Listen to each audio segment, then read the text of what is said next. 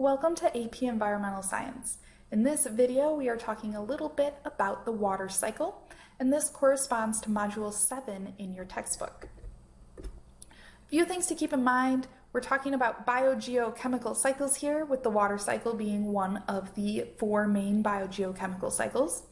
And that means that this substance, in this case water, is recycled or used over and over within the biosphere or the earth. We are not talking about energy, because energy comes in from the sun and then flows through trophic levels, and eventually it's lost as heat as it exits the biosphere. A few things to keep in mind with the water cycle is that the water cycle is actually also called the hydrologic cycle. Remember the prefix hydro? That means water. Water is also pretty unique in that it's found as a solid, liquid, and as a gas on the earth. The water cycle is also powered by the sun, and this is what drives each of the individual processes within the cycle. And the primary reservoirs, or where we find water, that includes the ocean, which is the largest. It also includes ice caps for storing frozen water, and it includes groundwater. So this is water that is in aquifers stored underneath the surface of the earth. And that aquifer, that is actually just water that is filling in all of the little cracks and crevices and pore space between individual particles of the soil. The key processes in the water cycle you should already have some kind of background knowledge on, especially these first 4. Evaporation, condensation, precipitation, you should know those. I'm not even going to talk about those. The 4th one, transpiration, is also called evapotranspiration. This, if you think back to photosynthesis, is the process where that water evaporates out from the leaves of the plants during the process of photosynthesis. The other key processes include surface runoff, infiltration, and plant uptake.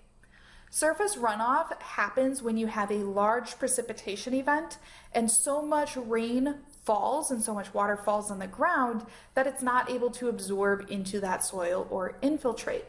Instead, what happens is it accumulates on the surface and then runs or moves across the surface of the land. Now, this can cause a whole bunch of erosion, and this can cause a lot of destruction to the surface of the earth.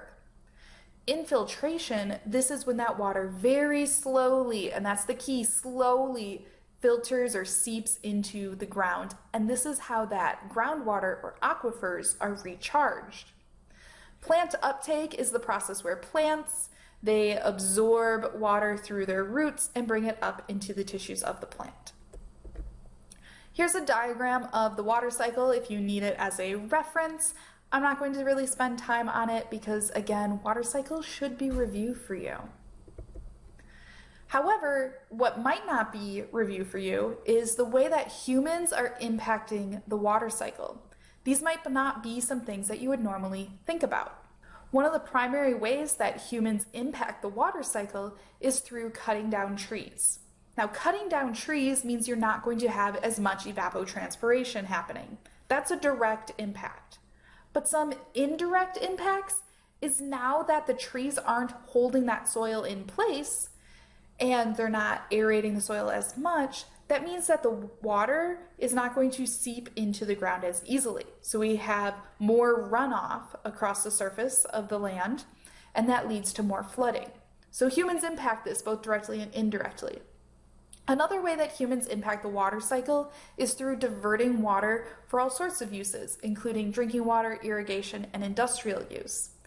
In the process of doing these water diversions, there are several rivers throughout the entire world that no longer reach the ocean, which is really terrifying. There are some efforts that are happening to help reduce this impact and reallocate the water so that the rivers do reach the ocean again, but this is a process that requires many stakeholders and quite a lot of time and effort to get to fully take place. So in summary, remember the water cycle is really powered by the sun, and that's what drives evaporation.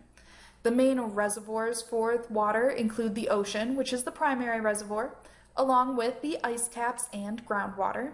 And humans, both directly and indirectly, are able to disrupt the water cycle. Please let me know if you have any questions or concerns, and I will try to answer your questions as fast as possible. And I hope that you were able to learn something as you watch this video.